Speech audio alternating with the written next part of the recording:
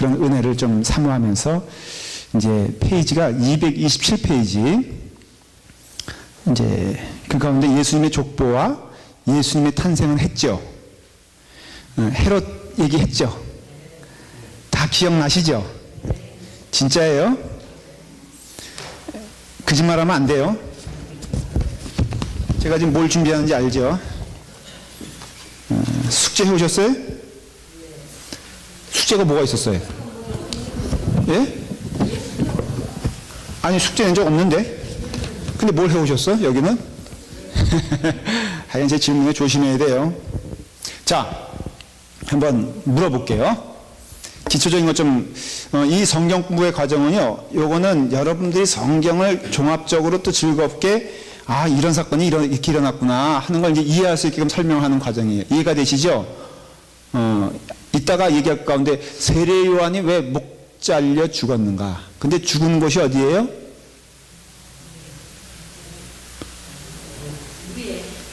갈릴리죠? 갈릴리에서 왜 죽었을까?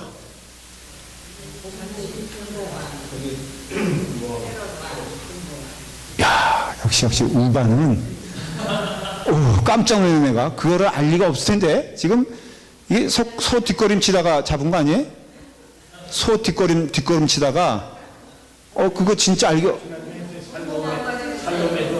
예, 아니 그런데 그 세례 요한은 베레아에서 활동했던 사람이거든요. 근데 왜 갈릴리에서 죽었을까? 야, 역시 우바는 몰라도 일단 눈치를 때려잡아.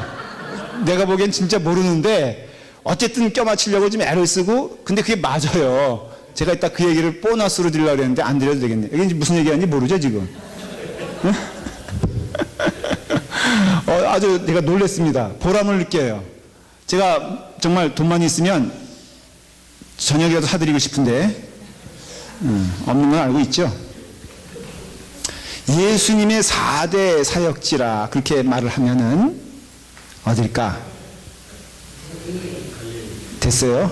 여기 가운데 혹시 아시는 분이 있어요? 아까 연습했잖아. 크게 모처럼 이제 이 학생이 대답하려고 지금. 자, 4대 사역지 시작. 다 들리게 해야지.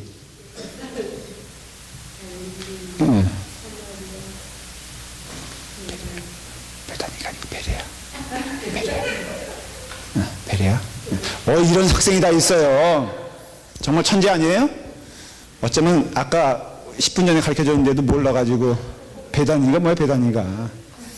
예수님의 4대 사역지 그러면은 크게 4캐다고리.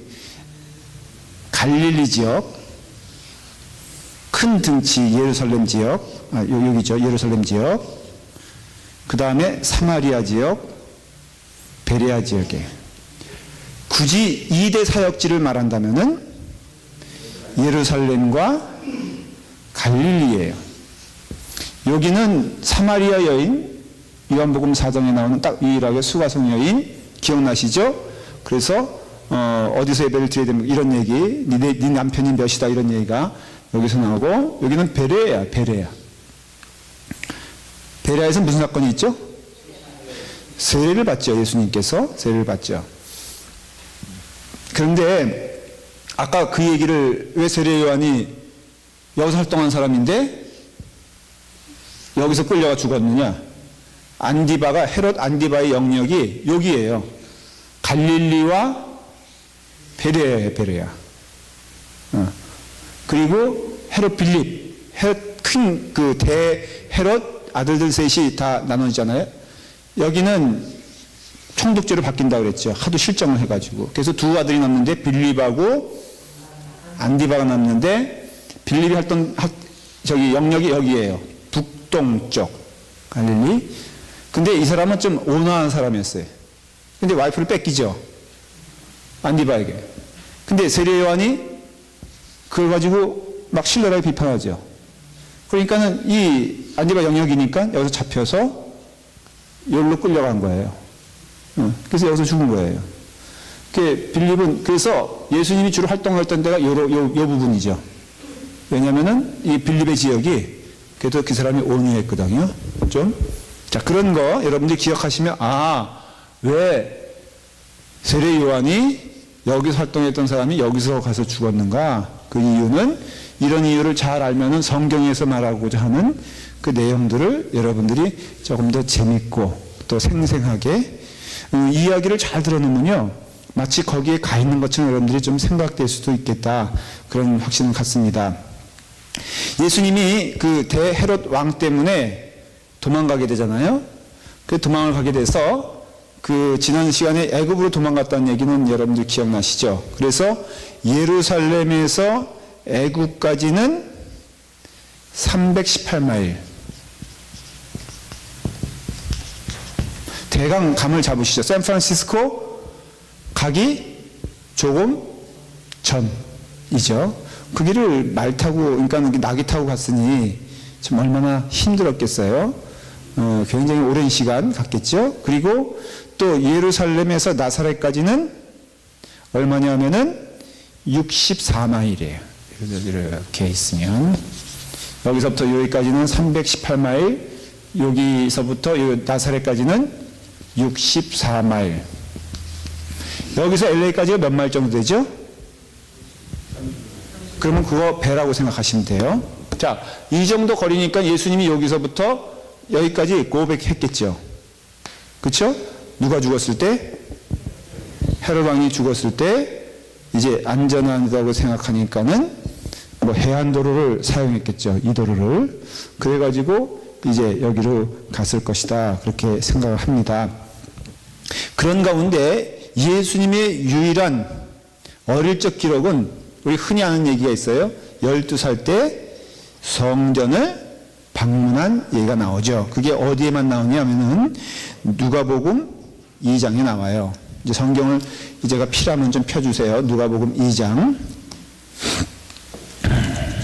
41절.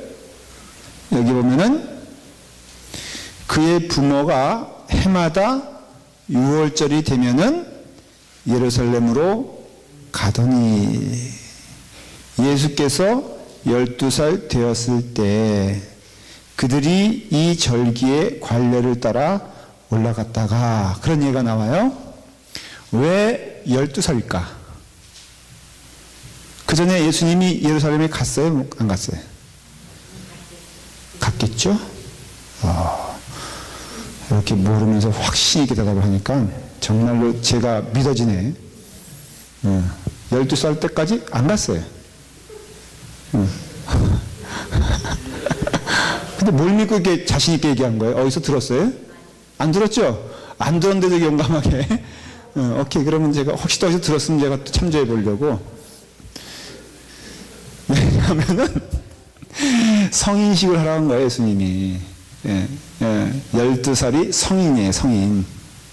그래서 그 전까지는 성인이 갈 수 있는 거거든, 그 성전에는요. 그렇기 때문에 가도 남자들이 가는 것과 여자들이 가는 것이 틀려요. 여자들은 여인의 뜰이라고 여러분들 들어보셨어요? 그 성전에는 세 뜰이 있는데 하나는 이방인의 뜰이 있어요. 성전 안에 들어갈 수 있는 단계가 있죠. 또 하나는 여인의 뜰이 있어요. 당연히 그건 뭐겠어요? 여자들이죠. 그러니까는 성소가 있는 곳까지 갈 수 있는, 그 완전히 본당까지 갈 수 있는 사람들은 누구다? 남자 성인이다. 예수님 어디까지 갔을까? 여인의 뜰? 대답해 보세요. 이건 대답할 수 있잖아. 여인의 뜰? 어디? 엄마 쫓아서 산말리? 대답해 봐요. 어디? 이게 이렇게 성인이라니까 예수님은? 그렇죠. 구세혁 권사님 역시 12살이면 성인이라니까? 그러니까 예수님이 거기에 율법학자들과, 여기 보면은 그런 얘기 안 나와요? 성전에 46절에 보니까 찾지 못했어요. 잊어먹었어요. 그래서 사흘 후에 성전에서 만난즉 그가 선생들 중에 앉으사 그들에게 듣기도 하시며 묻기도 하시니 그랬어요. 그러니까 선생들이라는 것은 당연히 율법학자들을 말하는 것이에요. 뭐 쉽게 말하면 가말리엘 같은 사람들. 응?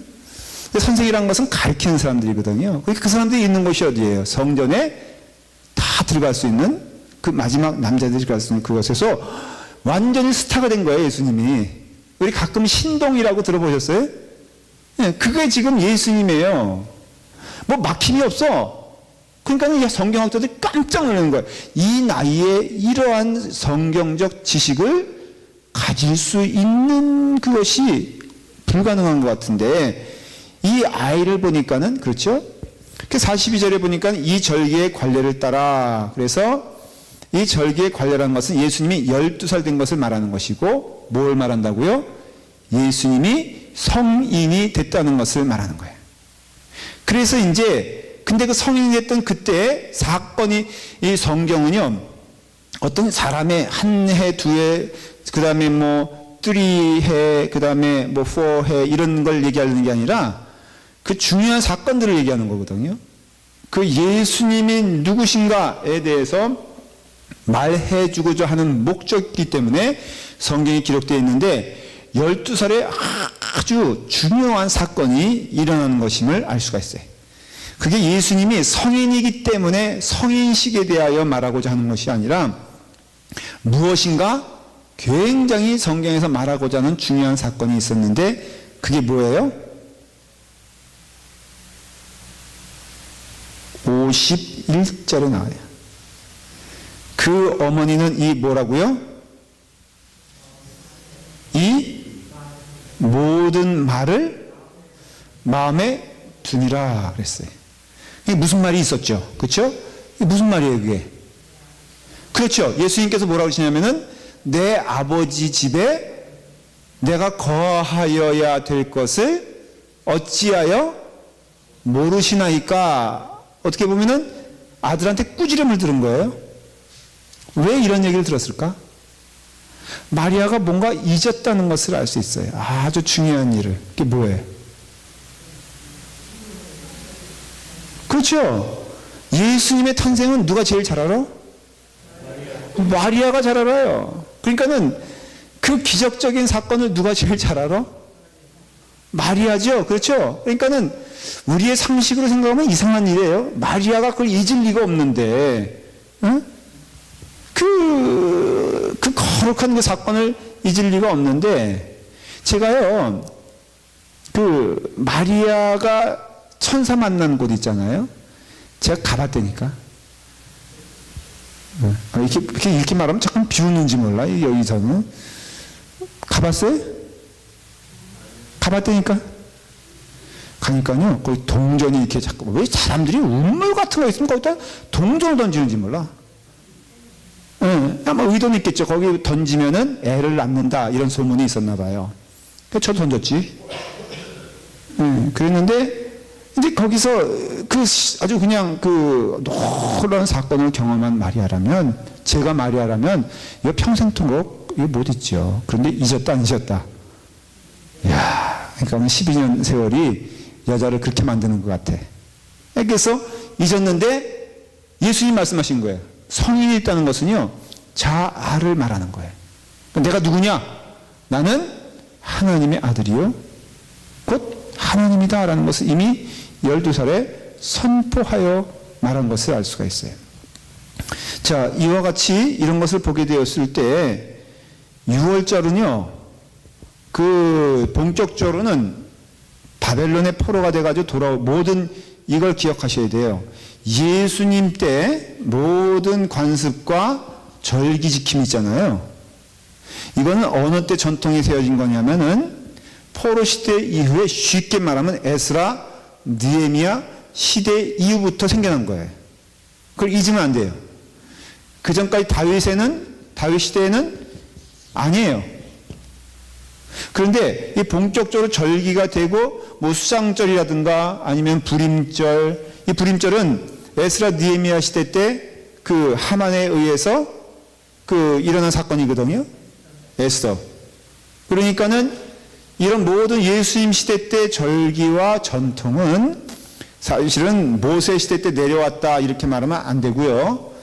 에스라 느헤미야 시대 이후에 계파도 생겨나고, 예를 들어서 바리새인, 사두개인, 제사장, 서기관 이런 그룹들이 생겨난 것도, 또 사내들인, 그러니까 우리로 말하면 국회의원, 이런 게 생겨난 것이 다 에스라 느헤미야 시대 때 이후에 이것이 정착된 것임을 알 수가 있어요. 그런 가운데 대표적인 것이 뭐냐? 유월절이에요. 물론 모세 시대 때 이후 때부터 유월절이 있었어요. 그러나 그 유월절의 어떤 전통, 유월절이 되면은 꼭 남자 성인들은 특별히 올라가서 제사를 드려야 된다라는 그 전통들은 에스라 느헤미야 시대 때 주이시 공동체, 주이시 커뮤니티가 생긴 다음에 일어난 일들이에요. 그래서 그 전통은 지금까지 내려오고 있거든요. 자, 그렇기 때문에 그렇기 때문에 그 성전의 일을 보면요, 예수님이 12살 때 있었던 성전은 완성됐을까요? 아니면 미완성, 다시 말하면 완성되고 있었을까요? 어떻게 하세요? 예? 네, 짓고 있는 중이죠. 성전의 역사를 여러분들 기억하세요, 혹시? 자, 첫 번째 성전은 언제죠? 솔로몬 시대 때죠. 그렇죠? 그 다음에 조금 이거는 세분해서 설명할 필요가 있어요. 시간적으로 보면요, 성전 시대가 있어요. 성전 시대. 그 다음에 성전이 없던 시대가 있어요. 그러니까 성전 시대에는 쉽게 말하면 성막, 이건 모세의 성막이라고 하고요. 그 다음에는 솔로몬의 성전이 있어요. 이게 제일 컸었죠. 웅장하고. 그래서 굉장히 어떤 웅장하며 위대한 성전이 솔로몬의 성전이고, 세 번째는 수룹 바벨의, 이거는 쉽게 말하면 이거 그냥 계속 말하는 거예요. 에스라 느헤미야 학계. 요거는 포로 시대 때 이후에, 그러니까는 이 솔로몬 성전은 무너졌어요. 유일하게 크게 만들어 놓은 성전은 바벨론 시대 때 무너졌어요. 없어졌어요. 그 다음에 이 스룹바벨은 뭐냐면은 포로 시대 이후에 포로들이 돌아와가지고 제일 먼저 세운 게 뭐라고요? 성전이거든요. 너희 집 짓기보다 성전, 이게 전통이. 그래서 청교도 시대 때 미국에서도 그 유럽에서 청교도들이 왔잖아요. 그러면은 이 타운을 형성하는데 가장 중심지에 뭘 세운지 아세요? 예, 교회를 세웠어요. 그 교회 이름을 제일교회라고 그래요. 그 다음에 두 번째 세운 교회 이름은 뭔지 아세요?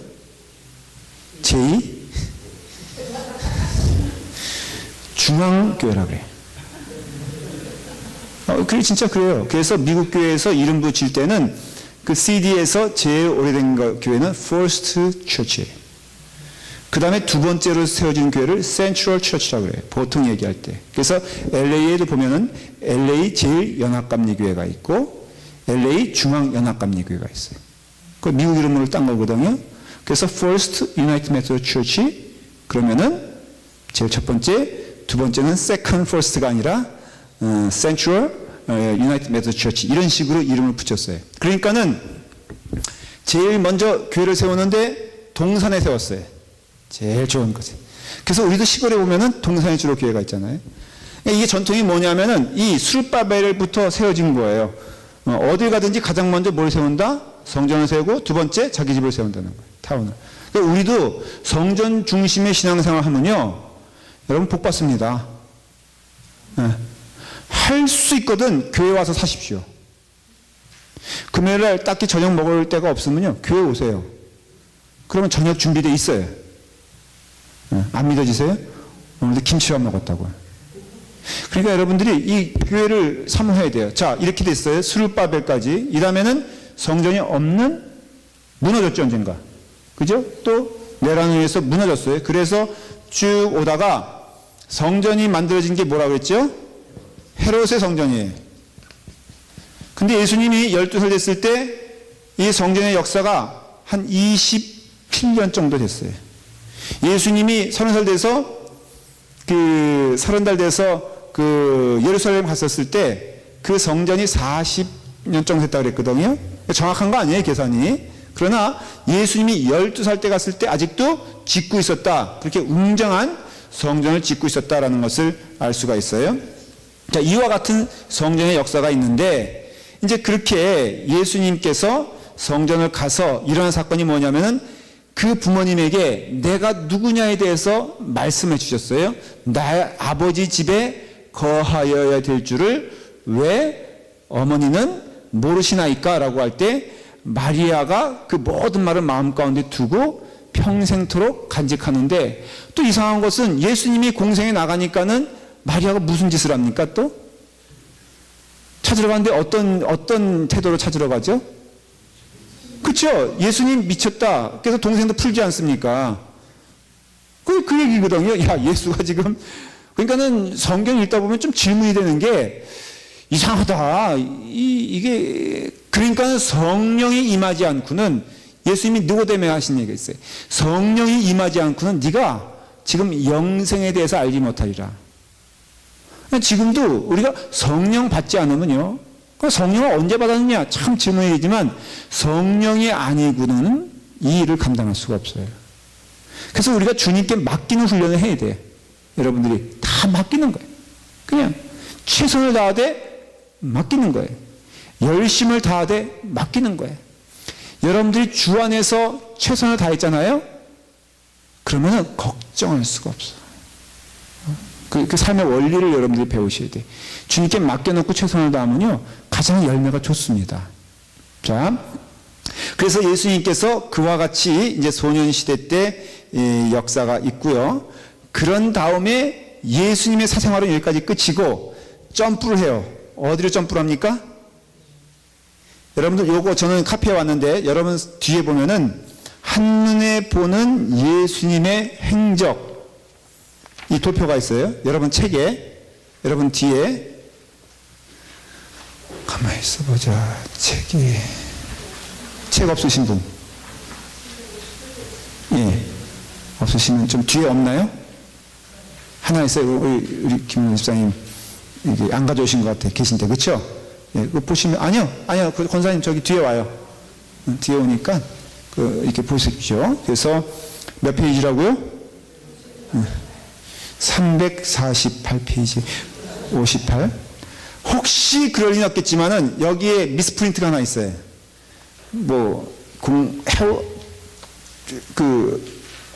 아시는 분 없죠? 설마. 정말 이거 알면요, 제가 상품 주겠어요. 감사해요. 저기 30세, 공생의 시작 30세 밑에 쭉 보면, 나사렛에서 유다 지역으로 50일 이상 뭐 한다 그랬죠? 장거리 여행 출발. 그건 마가복음 2장 13절이 아니라요, 마가복음 3장 13절이에요. 예?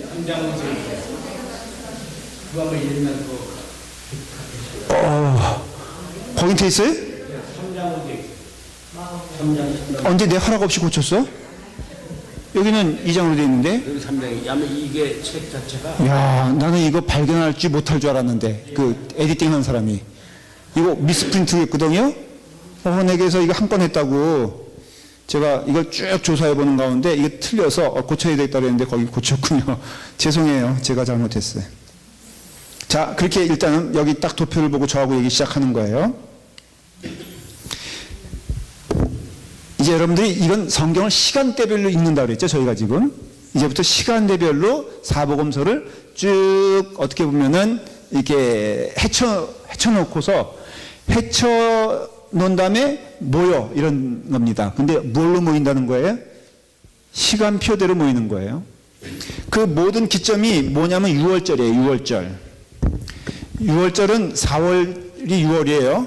아니, 6월이란 것은 이게 6월달 6월을 말하는 게 아니라 패스오버예요, 패스오버. 뛰어넘는다. 그게 바로 4월달이에요. 첫 번째 6월절, 두 번째 6월절, 세 번째 6월절, 그 다음에 네 번째 6월절이 있어요. 4월, 다 4월이에요. 그럼 상식적이죠. 예수님은 언제 돌아가셨을까? 6월절에 돌아가셨거든.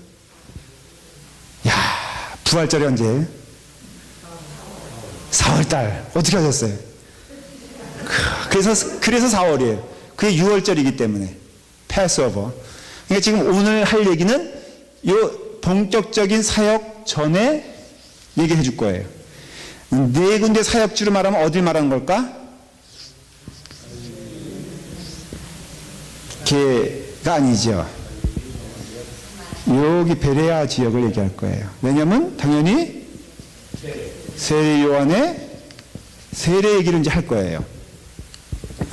자, 거기 여러분들 229페이지에 보면요. 세례 요한에게 예수님께서 세례를 받으세요. 그거는 마태복음, 마가복음, 누가복음에 다 기록되어 있어요.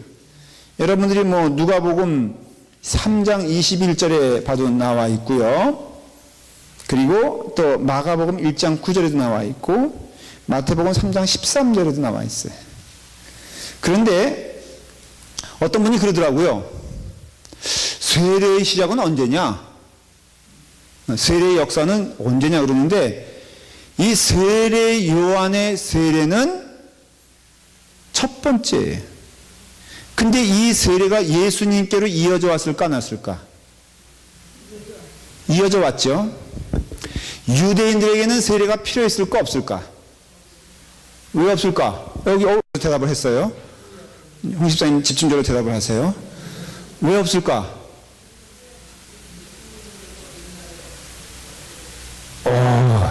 있어. 아주 분위기가 좋아요. 엄밀하게 따지면 유대인들에게 세례가 필요 없는 게 세례라는 의미는 거듭남이거든요. 근데 뭐로부터 거듭남이에요? 죄로부터. 그래서 세례요한이 한 얘기가 뭐냐면은 회개하라. 이 독사의 자식들아. 천국이 가까이 왔느니라. 그것은 뭐냐면은 죄인된 사람들에게 선포하는 repent 한다는 것은 뭐예요? 자기의 삶이 잘못된 것을 인정하고 돌아가는 걸 말하는 거거든요. 근데 유대인들에게는 자기는 선민이에요? 아니면은 죄인이에요? 선민이에요. 그러니까 자기들에게 세례가 개념이 필요 없죠. 그래서 세례 요한이 너무 센세이션을 일으킨 거예요. 그래서 세례 요한의 세례는 뭘 전제로 하냐면은 죄 있음을 전제로 하는데 유대인들에게는 그런 죄 있음의 개념이 없어요. 물론 제사를 드리지만은 자기들은 그런 어떤 조그만 죄 그런 것이 있어도 하나님께로부터 떨어져 있는 자가 아니라는 확신이 있었어요. 그랬는데 이게 신앙의 그들도 성령 받기 전에도 신앙의 양심이란 게 있잖아요. 그렇죠? 자신들의 삶을 보면은 자신들은 선민이라고 할 수 있는 자신감 있는 대답이 나오겠어 안 나오겠어 사실. 여러분 스스로도 어떤 때는 겉과 속이 틀린 답이 나올 수밖에 없는 게 그게 틀릴 때가 있잖아요. 이렇게 물어보면 여러분 이렇게 대답을 하셔야 돼요. 자, 우리 여기 뭐 누구 예를 들을까? 오늘 이영주 권사님 많이 수고하시니까 권사님으로서 자격이 있다고 생각하세요? 너무 또 이렇게 빨리 얘기하면 어떻게 해? 네, 생각을 고민한 이게 벌써 이게 잘못된 거죠. 고민하고 대답해야 될 거를 너무 자신 있게 나올 답을 알고 그러면 그것도 수상하잖아. 우리 도 권사님은 권사님으로서 자격이 있다고 생각하세요? 예, 그런 거죠. 누가 저한테 김동인 목사는 뭐 그러면 뭐 김동인 목사는 뭐 목사로서 그럼 자신감 있게 생각하냐? 그러면 저도 없어. 근데 왜 설교하냐? 그래서 죽을 맛이에요. 제가요 정말 양심으로 얘기하는데 설교가 괴로울 때가 있어.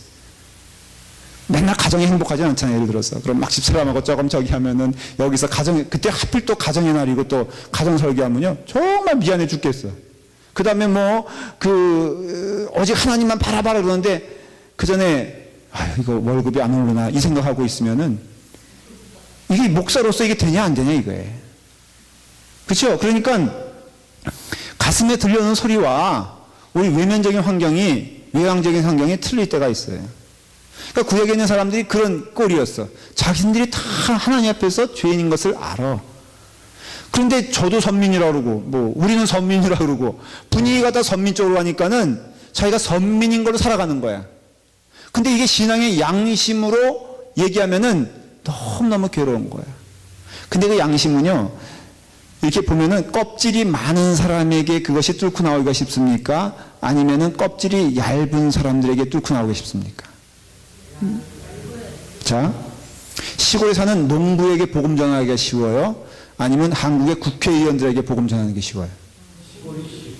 왜 쉬울까? 단순하고 순진하고 그렇다고 해서 국회의원. 근데요, 여러분들 교인들 가운데 제일 분포가 많은 데가 국회의원이에요. 3분의 2가 기독교인이에요. 참 고민스럽지. 여러분, 우리가 누구에게 복음의 메시지를 전할 때요, 가슴이 두껍다는 뜻은 이렇게 막이 많고 학력이 많고 명예가 많은 사람들은요, 인정하기가 쉽지 않아요.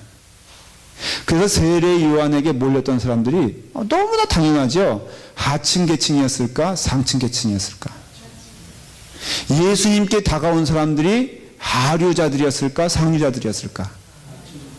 왜 그랬을까? 그들의 마음에 그 복음이 뚫고 들어가기가 쉬웠던 거예요.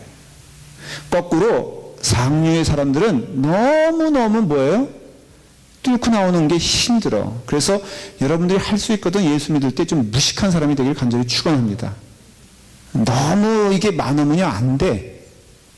그러니까는 예수님께서 이제 그 세례를 받으시러 가는데 그 세례의 주제는 뭐냐면은 회개하라. 천국이 가까이 왔느니라. 근데 예수님은 세례를 받으셨어. 그때 세례 요한이 뭐라고 말합니까? 아주 그 상징적인 말을 하죠.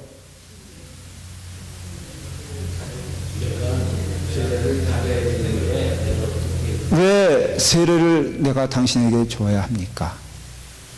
근데 예수님께서 때가 되었으니 하라. 그러니까 예수님이 참 인간이신 것을 증명하는 거예요. 그러니까 예수님이 죄가 있다 그런 뜻이 아니라 이 모든 죄를 짊어가고 있는 한 인간으로서, 근데 그 인간은 우리가 생각하는 보통 인간이 아니죠.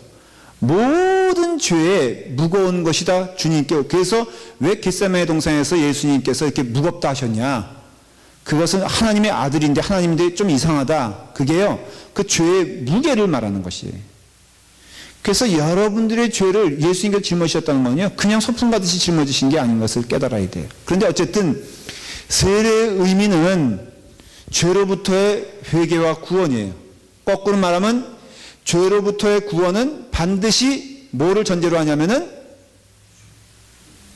죄로부터 회개가 있어야지 구원이 되는 거예요. 이게 좀 이상한 말이 아니고요.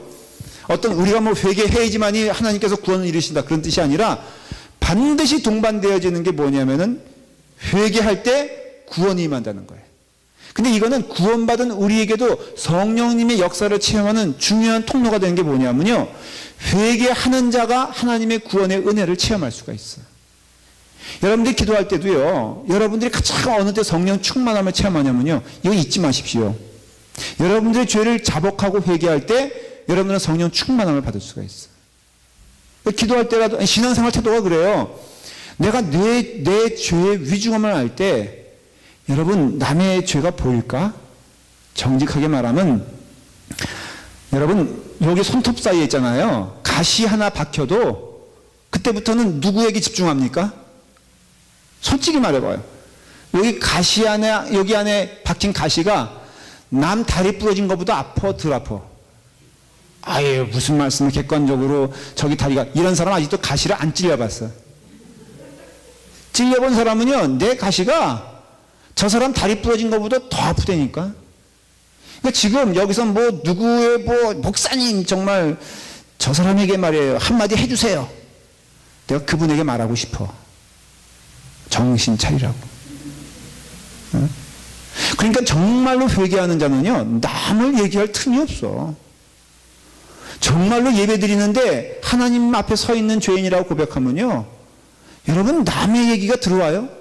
들어올 수가 없지. 왜? 자기 죄가 위중하니까.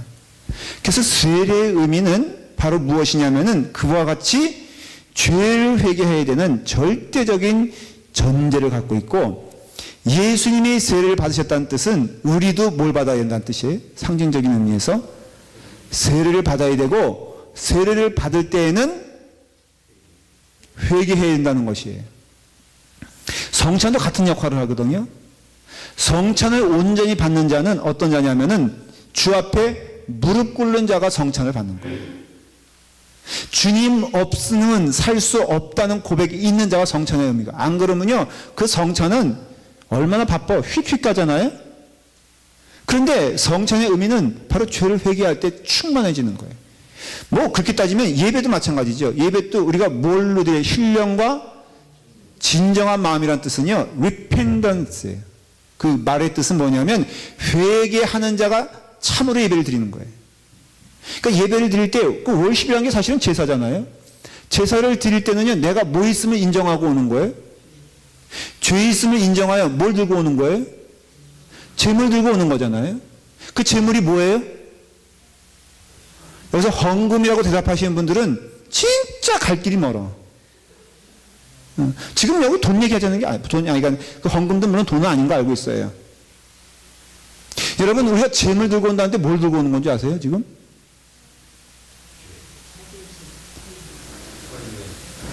역시 저 우등생 가끔 찔러보면은 뭐가 나와. 물론 그것도 알고 대답한 거 아니죠?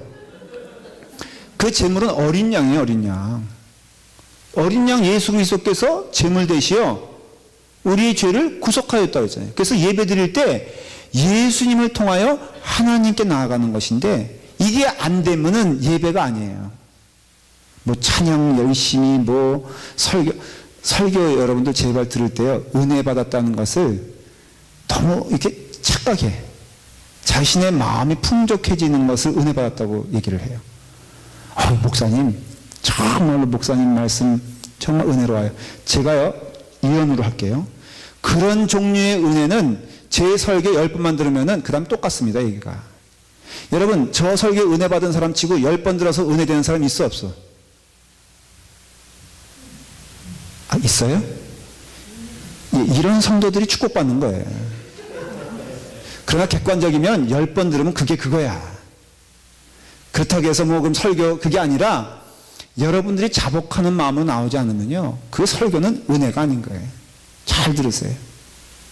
하나님께서 내게 은혜 주셨다는 것은 내 마음에 그냥 위로조차도 여러분 착각하지 마세요. 그거 속지 마세요. 여러분의 마음들이 위로받는다고 해서 은혜가 되는 게 아니라 오직 은혜는 여러분들의 죄를 자복할 때 오는 거예요. 그게 세례의 의미고, 그게 성찬의 의미고, 그게 예수님께서 받으셨던 세례가 그 뜻이 있는 거예요. 그리고 예수님께서 세례를 받으셨던 것처럼 너희도 다 같이 세례를 받아야 된다, 그런 뜻으로 이해하시면 돼요. 그 장소가 어디예요? 베레아 이쪽이에요, 이쪽. 근데 이것이 본격적인 공생애, 우리 공생애라는 것은 예수님의 3년 반 동안 생활을 말하잖아요. 3년 반 전 얘기예요, 후 얘기예요? 전 얘기예요. 3년 반이라는 것은 6월절을 기점으로 해서 1, 2, 3, 4 개념이에요, 쉽게 말하면. 그런데 이 전에 있었던 사건이 있는데, 그게 바로 중요한 사건이 세례 요한에게 세례받는 거예요. 근데 이 세례보다 더 중요한 사건들이 일어나기 시작해요. 예수님의 본격적인 공생애 전에. 그렇죠. 광야 생활과 그 다음에 제자를 만드는 일들을 해요. 자, 혼동스럽지 않게 제가 시간표를 설명해 볼게요. 가나의 혼인잔치가 먼저일까? 요 사건이 먼저일까? 세례요한이 먼저죠. 세례요한 사건이 먼저일까? 광야에서 기도하는 게 먼저일까?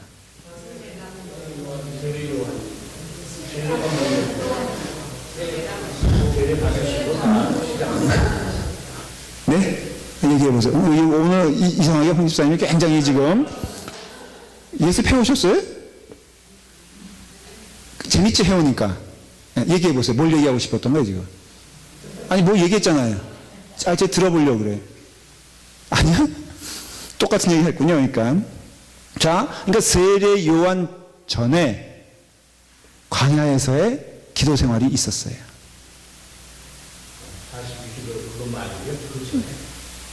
라고 말하면 안 되는 거죠. 그렇죠? 어떻게 얘기해야 돼요? 세례 요한의 세례를 받은 다음에 40일, 그러니까 예수님의 첫 번째 일은 뭐냐면은 세례를 받는 거였어요.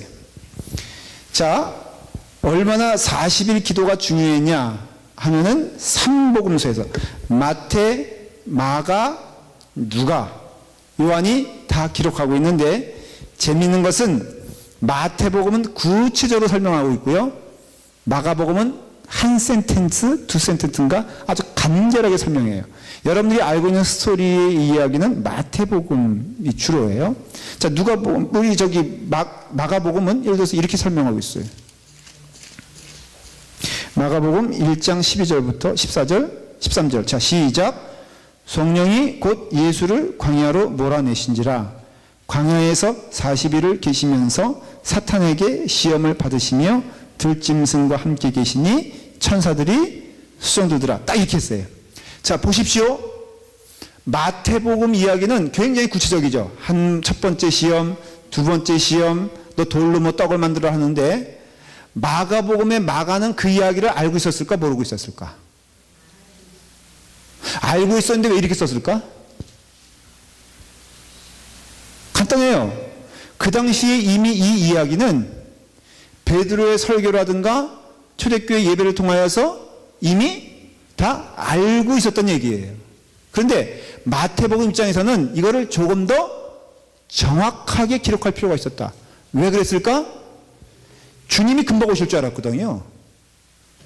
근데 주님께서 자꾸만 늦게 오시거든. 그러니까 마가복음은 마가복음대로 기록해놨지만은 더 세세하게 후손들을 위하여 기록할 필요를 느꼈던 거예요. 그래서 왜 마태복음엔 이렇고 마가복음엔 저렇고 왜 누가복음은 이럴까 이렇게 질문하면 안 되고 그 시대적 상황에 의해서 성령님께서 더 이들에게 새로운 얘기를 개발한 것이 아니라 있었던 사건에 대하여 더 중요성을 깨닫고 더 자세히 기록해야 되겠구나라는 것이 마태에게 있었던 거예요.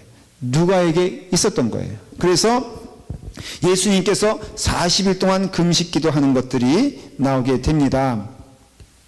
그런데 그 다음에는 세례 요한의 집회 장소에서 5 제자를 만나요.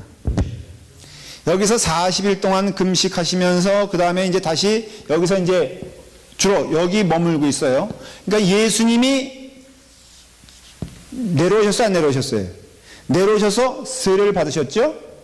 세례를 받으시면서 여기서 40일을 보내셨죠?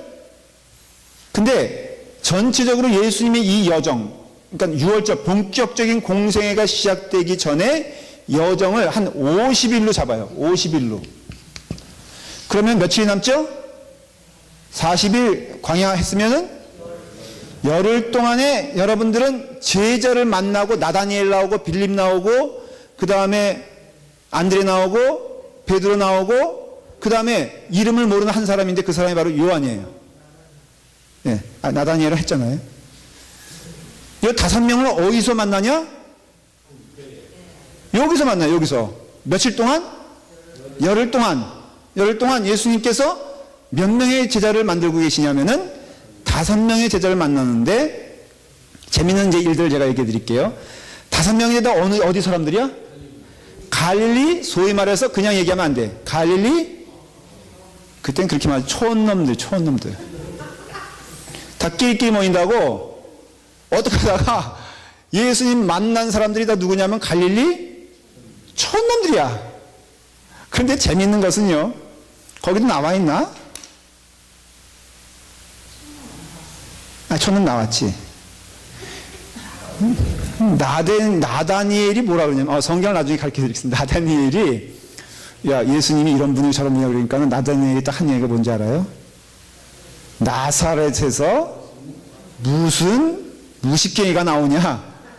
근데 지가 어디 저기냐면은 그러니까 가버나움 옆에 베세다거든요. 출신이. 제가 보기에는 그 나물의 그 밥이야. 솔직히 말하면은 베세다가 제가 지도에 이따 보여드릴게요. 가버나움 바로 옆이거든. 나사렛은 어디에? 가버나움 옆이야. 다만 고갯집으로 말하면 요렇게 하면 나사렛이고 요렇게 하면 베세다인데 하여간 나다니엘도 웃기지. 지도 깡촌 출신이면서 무슨 나사렛에서 그러니까는 이 인간의 지방색과 있잖아요. 조금이라도 뭔가 다르면은 무시하려고 하는 것이 아주 두드러져요. 자, 어쨌든 이런 내용들을 이제 페이지 남겨서 제가 230페이지부터 좀 차분하게 설명을 드릴게요. 자, 40일 동안 금식 기도하시고 이제 공생애를 준비하시는데 중요한 사건 두 가지는 세례를 받으시고 그 다음에 금식 기도하세요. 근데 그 가운데 예수님께서는 5명의 사람들을 만났는데 아까 말한 대로 안드레, 요한복음 뭐 1장에 보면은 그런 이야기들이 나오죠. 여러분들이 조금 찾아보시면은 이제 그 교재 보면은 그 성경 구절들이 있잖아요. 그거 한번 보시면 돼요. 그래서 1장 19절부터 제자 모으는 게 나오죠.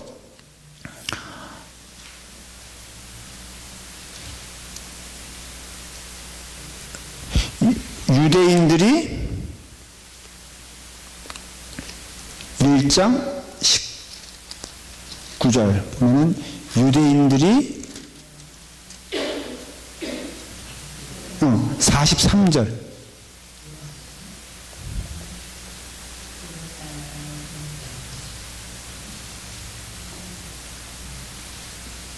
죄송해요. 35절 보면 이제 거기 나오는 사람들이 다 뭐냐면은 이제 제자들이에요.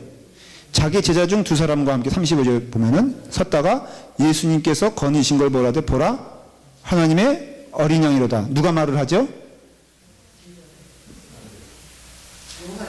요한이 말을 해요. 요한이. 세례 요한이 야 저기 봐라 하나님의 어린 양이로다. 지목해 보니까는 두 제자가 그 말을 듣고 예수님을 따라갔어요. 근데 두 제자인데 한 제자의 이름은 알아. 누구예요? 안드레. 근데 또 한 제자는 누군지 몰라. 그게 성경학자들은 누굴 것이라? 요한일 것이라 얘기하는 거예요. 그래서 요한과 안드레가 따라가고 그 다음에는 안드레가 누굴 찾았어요? 형 시몬을 찾았어. 야 우리가 찾던 누가 오셨다? 메시아가 오셨다 라고 말을 하고 그래서 이제 이게 5명도 점점 좀 채워지는 것이에요.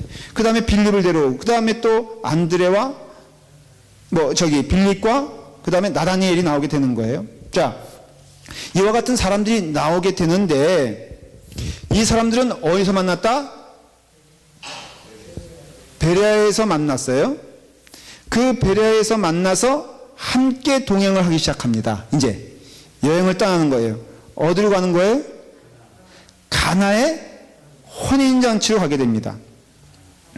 가버나움에 이제 그 가나의 혼인잔치로 가는데 그 목적, 가나의 혼인잔치로 가는 목적이 있어요. 2장 11절에 보면은 시작.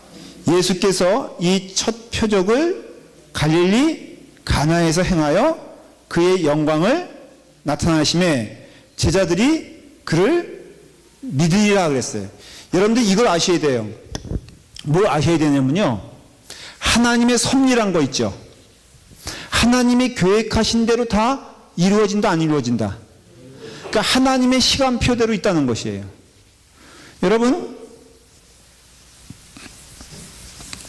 예수님은 그 예수님의 시간표 안에 제 질문할 테니까 잘 대답해 보세요. 가룟 유다가 있습니까?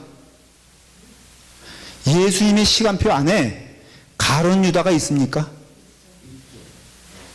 그러면 예수님의 시간표 안에 가룟 유다의 배신이 있습니까? 있어요? 없어요? 그놈이 못해서 그런 거예요? 너무 표현이 과격하셔도 좀. 근데 네 할 일을 하라 그러잖아요. 예수님은 베드로의 3번의 부인 도망침에 대한 계획이 있었을까? 그러니까 있었을까? 아셨을까? 아셨죠? 그러니까는 하나님 예수님의 손 안에는 다 그렇죠. 근데 그게 결국은 성경 표현으로 하면 모든 것이 합하여 선을 이룬다고 했어요. 재밌는 것은 바울을 보면요. 바울은 어떤 일을 경험할 때든지 당황했습니까? 아니면은 침착했습니까? 왜 침착했을까? 하나님을 믿었으니까. 그 뜻은 뭘까? 좀 어려운 질문이지만 쉬운 질문이고 여러분들에게 중요한 메시지를 제가 주려는 거예요. 제가 강조할 때는 이렇게 튀어나와서 얘기하니까 잘 들으셔야 돼요. 네, 감사해요. 예수님은 본인의 앞에 일어날 일들에 대해서 다 아셨을까 모르셨을까? 아셨죠. 하나하나 세밀한 것까지 다 아셨죠. 바울은 알았을까 몰랐을까? 몰랐죠. 근데 바울의 태도를 보면은 우리가 조금 도전이 되는 태도가 있는 게 흔들리질 않아. 그냥 돌에 맞아 죽을 때도 우리 같으면은 왜 하나님의 일을 하는데 왜 이런 돌 맞을 상황이 오냐 질문 안 던질 것 같아요? 여러분 생각해 보세요. 막 돌 맞아 죽을 뻔했죠? 그것도 한두 번이지. 돌 맞아 죽을 뻔하지. 쫓겨다니지.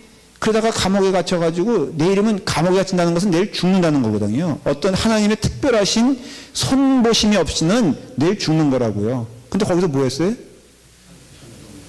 찬송과 기도했죠. 좀 이상하지 않아요?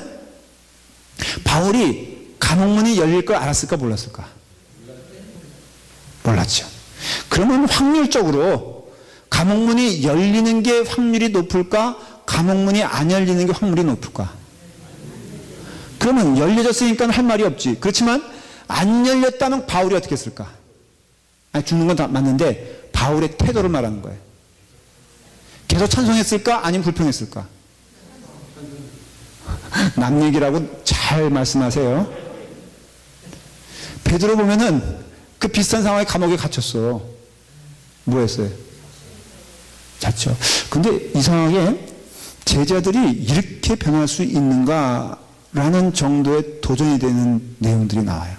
뭐냐면 예수님과 함께 있을 때 성령 받기 전에 그 제자들은 툭 하면 어때요? 삐져. 의심하는 건 뭐 양반이고 툭 하면 싸워. 툭 하면 시기해. 툭 하면은 그냥 뭐 하여간 예수님 속을 뒤집어 놔. 여러분 혹시 이런 거 들을 때 누가 유사하다고 생각해요? 그렇죠. 이 사람들이 성령을 받았어. 근데 한 사람도 예외됨 없이 그 다음에 나타나는 현상은 전에 봤던 모습과는 너무나 틀린 걸 알 수가 있어요. 그렇지 않아요? 야고보 한 사람만 얘기해 볼까? 그 야고보서 보세요. 베드로가 사랑의 화신이 됐어. 이런 일이 있을 수가 없는데. 예? 요한 보세요. 요한은 목사님이래. 예수님 예루살렘에 가시면은 나 오른편에 이렇게 했던 사람이에요. 아주 계산이 빠른 사람입니다. 그러니까는 베드로 보기에 베드로는 어리버리하거든. 그러니까는 베드로 생각하기에 요한이 얼마나 미웠겠어. 교회 안에서도요. 보면 이렇게 자기 앞가림 그 식당에 가서도 밥 일찍 먹으려고 나하고 인사도 안 하고 가는 사람들 있다니까. 꼭 교회 안에도 그런 사람들이 있어요. 근데 성령을 받으니까요. 이 사람들의 그 특징이 뭐냐면은 염려와 근심이 없어. 그 염려와 근심이 없는 것은 훈련에서 되는 게 아니라 성령 받으면 그 다음부터 깨닫게 되는 것은 내게 일어나는 모든 일에 대하여 하나님의 선한 것이다 라는 것을 믿어요. 감옥에 갇혀도 선한 것. 그들은 예수님처럼 그 앞날은 볼 수 없지만은 아주 분명하게 깨닫게 되는 것은 하나님은 내게 가장 좋은 것을 주신다라는 믿음이에요. 그러니까 베드로는 예수님처럼 그 앞날을 볼 수 있는 능력은 없었지만은 분명한 것은 성령 받은 나로서는 내 삶의 앞에는 심지어는 불행을 만나도 그게 믿음의 사람이에요. 자, 우리에게로 돌아와서 여러분 이제부터 성령 받았다면은 이 앞날에 대하여 여러분들은 믿음을 가지고 있어요? 정말이야? 네. 실직해도? 오케이? 권사님은 은퇴할 때가 다 됐으니까 딱히 감동스럽지 않네. 김보성 집사님, 아이가 공부 안 해서 그냥 이렇게 좀 조촐한 학교 가도 아멘해? 그래도 아멘이야? 이런 거예요. 우리가, 그래서 저도 그것을 훈련하는 거예요. 그냥 감사한 거야, 다. 이게 바로 뭐냐면요. 예수님이 왜 지금 이 얘기 하냐면은 예수님은 그 가나의 혼인잔치에서 어떤 일이 벌어질 거에 대해서 알고 계셨어요. 그래서 그 어머니가 말을, 야, 예수야, 좀 이거 이제 마음에 새겼다고 그랬잖아요. 12살 때. 그러니까 능력이 있음을 알고 그랬을 때 예수님께서 퉁명스럽게 말하잖아요. 그리고 또 슬쩍 마음이 변해서 하는 게 아니라 뭔가 의도가 있는 것임을 알 수가 있어요. 근데 이 가나의 혼인잔치의 타겟은 누구냐면은 5 제자들이에요. 이들에게 뭐를 보여주는 거예요? 표적을 보여줘요. 재밌는 것은 마태, 마가, 누가, 요한이 있는데요. 예수님의 기적적인 사건을 꼭 요한복음에서는 기적이라고 표현하지 않아요. 뭐라고 표현하냐면은 표적이라고 표현해요. 표적. 그 특징이에요. 그러니까 요한복음은 철저히 예수님이 누구란 걸 말하고 싶은 거예요, 지금? 하나님의 아들인 것을 말하고 싶은 거예요. 요한복음의 목적은 마태, 마가, 누가와는 다 목적이 있다고 했잖아요. 근데 그런 의미에서 요한복음의 목적은 뭐냐면은 어떤 젠더라든가 아니면 어떤 민족을 타겟으로 한 것이 아니라 이 예수는 바로 너희들이 믿는 이 예수는 누구다? 하나님의 아들이시란 것을 말해주고 싶은 거예요. 근데 하나님의 아들이라는 것을 말해주고 싶을 때 가장 두드러지는 게 표적이란 거예요. 근데 그것을 다른 말로 하면 기적이에요. 그래서 요한복음에서는 영어로 늘 표적을 할 때는 심벌이라고 표현해요. 심벌은 뭔지 알죠? 그걸 통해서 내용을 뭔가를 보여주는 것이에요. 뭐 예를 들어서 제가 아이돌 가수라고 하십시다. 그럼 아이돌 가수는 이렇게 나가면 돼, 안 돼? 안 돼. 어떻게 해야 돼요?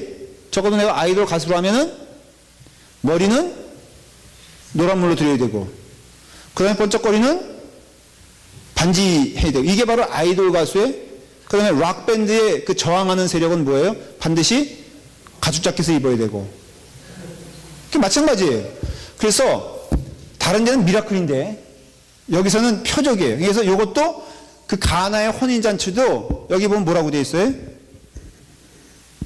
예수께서 이 첫 표적을 갈릴리 가나에서 행하여 목적이 있다는 거예요. 어떤 목적이 있다?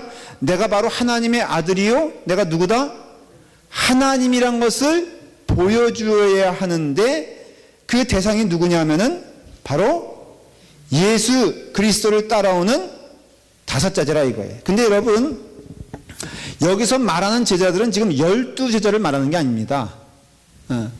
5명의 예수님을 따라다니던 사람들인데 이 따라다니는 사람이 아주 우리가 생각하는 절대적인 믿음을 가지고 예수님은 하나님의 아들입니다 라고 믿고 따라다니는 거예요? 아니에요. 긴가 민가 언제든지 떠날 수 있다 없다. 제자라는 이름은요 언제든지 떠날 수 있는 사람에게 붙이는 게 아니라 그 자리에 사명을 가지고 있는 사람에게 붙이는 게 제자예요. 저는 우리 아팔마교회 제자들이 정말 많이 나오기를 간절히 기도합니다. 네. 제자예요? 네. 제가 그 제자예요? 아까 얘기했잖아. 제자라고 물어보면 예 하고 대답하시라.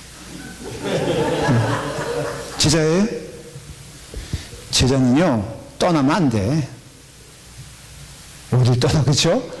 딱히 갈 데도 없어, 그죠? 근데 제자는요 정말로 사명이 있는 거예요. 저는 여러분들이 이 라팔마교회 온 것은요 정말 사명이 있어 왔다고 저는 믿어요. 저도 사명이 있으니까는 이렇게 있겠지. 그 사명이 있는데 지금 긴가민가야. 이 사람인가 저 사람인가. 그러니까 세례 요한을 너무 쉽게 떠나잖아요. 보면은 왜 떠났을까? 이 사람 다 세례 요한 떠난 사람들이거든. 한마디로 말하면 왜 떠났을까? 아닌 것 같거든. 예수님에 비해 보면 아닌 것 같아. 그 떠났는데 예수님은 바로 내가 그다라는 것을 보여주기 위해서 5명에게 이제 나타나셔서 뭘 하냐? 바로 그것을 보여주는 것이에요. 지형적으로 아까 좀 설명을 했는데요. 이 나다니엘과 빌립 이 사람들은 어디 출신이냐면은 다 베드로도 마찬가지예요. 제가 지도를 조금 더 설명을 드리면은 이해가 되실 거예요. 이렇게 돼 있잖아요. 그러니까 이렇게 돼 있으면 여기가 예루살렘이고 나사렛은 여기고요. 가나는 여기고 가버나움은 여기고 벳세다는 여기예요. 여기와 여기 거리는 무척 가까워요. 그 다음에 디베라가 여기 정도가 되고요. 요단강은 여기부터 시작이 돼요. 여기가 사마리아고. 근데 여기서 다 와서 여기서 세례를 받고 여기서 은혜를 받고선 5명과 예수님과 이렇게 돌아간 것을 알 수가 있어요. 가서는 이제 요렇게 요 동네에서 이제 살던 사람들이 시작을 한 거예요. 그래서 이제 가버나움 이제 그렇게 돼서 이렇게 혼인잔치를 마치면서 5명의 제자들이 형성이 되기 시작하죠. 그래서 예수님께서 잠깐 또 가버나움에 며칠간 내려가세요. 왔다 갔다 해요. 그런 가운데 결국은 가버나움에 정착하는 일이 벌어지죠. 다시 말하면 예수님께서 거점 삼으셨던 큰 중요한 도시 2군데를 말하라면은 한 군데는 가버나움이에요. 한 군데는 예루살렘이에요. 여러분 특징적으로 여기에서 가장 큰 도시가 어딘지 아세요? 가버나움이에요. 가버나움. 여기에서 가장 큰 도시가 어딘지 아세요? 그래서 우리가 선교적인 전략에 있어서 어디 산골로 가라고 예수님은 말씀하지 아니하시고요. 담대하게 하나님의 복음을 전하기 위해서 큰 도시를 택하세요. 그러니까 선교적인 전략에 의해서 저희는 라팔마가 이게 너무 좋은 지역이라고 믿어요. 그래서 여러분들이 이렇게 예수님께서는 산골로 가서 사역하신 것이 아니라 바로 이런 중요한 거점, 이거는 실크로드의 중심이라고 했잖아요. 이런 데서 이제 그 사역을 시작하십니다. 자, 이게 바로 뭐냐면은 6월절 사건 이전의 이야기예요. 오늘은 이제 6월절 사건 첫 번째 사건을 얘기하고 마치겠어요. 자, 예수님께서 가버나움에 다녀오신 후에 이제 6월절 첫 번째를 맞이해서 당연히 어디로 가십니까? 예루살렘. 그러니까 6월절 하면 뭘 생각해야 돼? 사건이 벌어졌다. 그러면 6월절인데 이제 우당탕탕하는 큰 사건들이 언제 벌어지냐면은 매년 그러니까 매 때 벌어지는 게 아니라 우당탕탕 사건은 어디에서 벌어져? 예루살렘에서. 은혜로운 복음 전파는 어디서 벌어져? 갈릴리. 그래서 다 그 산상수훈, 뭐 주기도문 이런 것들은 다 어디서 설파돼요? 갈릴리 지역에 설파되고 이놈의 자식들 하면서 성전 청소, 그 다음에 바리새인들과 싸우고 뭐 이런 사건들 어디서 벌어져? 그러니까는 예루살렘에 가면은 예수님이 우당탕탕 하시는 거예요 이제. 그래서 요한복음 2장의 사건이 나오는데 13절에 자 한번 읽어볼까요? 시작. 유대인의 유월절이 가까운지라 예수께서 예루살렘으로 올라가셨더니 가신 목적이 있어요. 이제 예수님을 어때요? 선을 보이시는 거예요. 가는데 제가 오늘 좀 준비해오기 원했는데 못했던 것이 뭐냐면 성전의 모습을 좀 이렇게 제가 그림을 그려드릴게요. 그냥 제 머릿속에 있는 이게 성전이라고 치면요. 여기 입구가 있잖아요. 그러면은 여기에 이제 목욕탕이 있어요. 정결케 하는 목욕탕이에요. 그래서 유대인들이 제사를 드리기 위해서는 몸을 씻어야 됐어요. 그래서 이게 정결 목욕탕이에요. 그리고 이렇게 약간 계단식으로 되어 있어가지고요. 올라가는 형국인데 여기에 뭐가 있냐면은 성전 가게가 있었어요. 가게가. 이렇게 오거든요. 이제 사람들이 이렇게 오는데 반드시 지나야 될 것이 뭐예요? 가게. 여기 뭘 팔고 있었을까? 동물. 여러분 재밌는 거 아세요? 그 한국에 9월산에 9월사를 가면요. 그 앞에 뭐가 있는 줄 아세요? 안 가보셨죠? 네. 그 봉원사 가보셨어요? 거기 왜 가봐요? 네. 자, 가보면은 거기 반드시 처음 지나가는데 뭐가 있어요? 초 팔고, 묵 팔고, 뭐, 그 다음에 뭐 여러 가지 팔잖아요? 큰 교회도 보면은 큰 교회 앞에 뭐 있잖아요. 그쵸? 예, 우리 교회는 없잖아요. 우리 교회가 좋은 교회, 나쁜 교회? 하나님의 성전에 가장 부합된 교회가 우리 교회라고 저는 믿습니다. 있던 가게도 나가잖아. 응? 랄프 나갔잖아요. 더 크게 들어. 할렐루야. 월맛은 또 다르지. 근데 이게 문제인 거예요, 이게. 지금 예수님이 지금 이걸 지금 이제 그 축출시키러 가는 거예요. 이게 왜 생겼냐면은, 이건 여러분들이 상식적으로 알아두세요. 그 당시에 제사장이 안나스예요, 안나스. 근데 이 안나스가 얼마나 소문이 안 좋냐면은, 요세푸스라는 역사학자가 있어요. 그 사람이 굉장히 똑똑한 사람인데, 그 마사다라고 아십니까? 유대인들의 최후 저항지에서 한 사람이 살아났는데, 그 사람이 바로 누구냐면은 그 사람이에요. 네, 근데 이 사람이 나중에 로마의 편에 붙어요. 아주 똑똑한 사람이에요. 근데 이 사람이 유대 멸망기라는 걸 써. 유대가 마지막 멸망되는 것을 역사학자적으로 쓴 거예요. 근데 거기 보면은 안나스를 표현할 때 뭐라고 표현했냐면은 좀 표현하기 격한 뭐 이런 거 있잖아요. 안나스인데 그 앞에 수식어를, 참 이 수식어도 잘 붙어야지. 이거 뭐라고 읽죠? 예, 개 뭐라고 읽잖아요. 이게 안나스한테 붙은 수식어야. 참 이 일종의 목사인데, 제가 동역자로 그 얘기 하려는 거예요 지금. 동역자로 봤을 때 참 제 앞에는 뭐가 붙어요?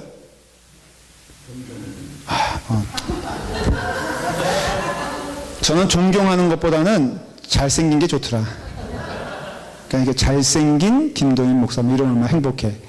이게 개 안나스예요. 여기 이제 사람들이 재물을 이렇게 들고 와요. 동물이라든가 아니면 이런 것들을. 그런데 여기서 검사를 해.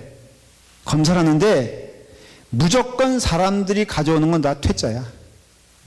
왜냐하면 거룩한 재물을 드리는데 그 기준에 결격 사유가 있어서 안 된다. 그러면 어떻게 해야 되냐? 여기에 좋은 물건들이 있으니 그 갈릴리에서 끌고 왔는데, 그 옛날에 그 멀리서 끌고 왔는데 이게 소용없다 그러니 이 사람들은 근데 제사를 꼭 드려야 되거든. 자기가 지은 죄가 분명히 있거든. 그러니까 제사를 드려야 되는데 여기서만 된다니 여기서 낙인을 다 찍었어요.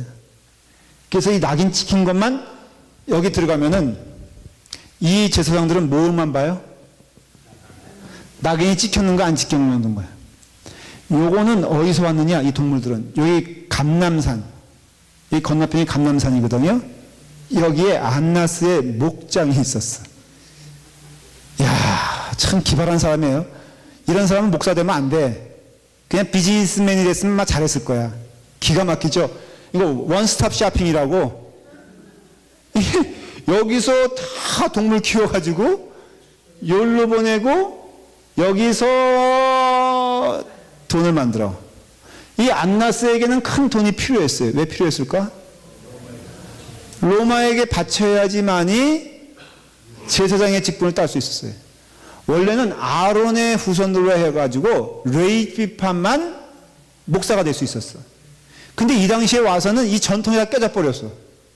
그리고 뭐만 있으면 돼? 돈만 있으면 돼요. 근데 돈을 만들기 위해서는 이 짓을 했어야 됐어. 여러분, 이런 사람들이 참된 예배에 대한 관심이 있을까? 정직하게 말하면 하나님을 무서워할까? 이 사람들은 하나님은 안중에도 없어. 근데 이 사람들이 선봉으로 하나님께 제사를 성실히 드려야 될 사람들인데, 이 사람들조차 아무런 하나님에 대한 마음이 없으니 이 예배가 되겠냐 이거예요. 제가 이 말을 할 때는요, 저를 봐요.